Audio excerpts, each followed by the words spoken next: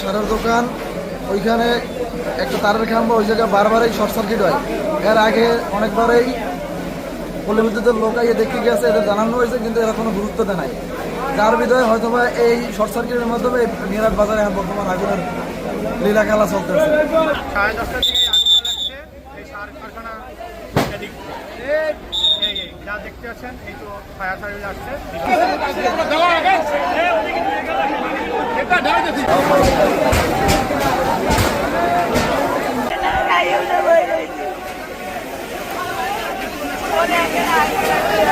পনেরো 16টা দোকান ক্ষতিগ্রস্ত হয়েছে।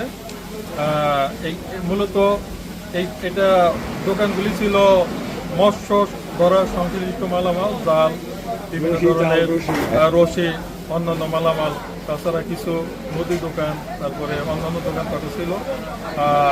অগ্নিকাণ্ডের প্রকৃত কারণ এবং ক্ষয়ক্ষতি ও উদ্ধারের পরিমাণ এ মুহূর্তে বলা যাচ্ছে না, তদন্ত সব। মাঝে বড় নদী থাকায় আমরা ট্রলার যোগে দ্রুত ঘটনাস্থলে পৌঁছে অগ্নি নির্বাপনের কাজ শুরু করি।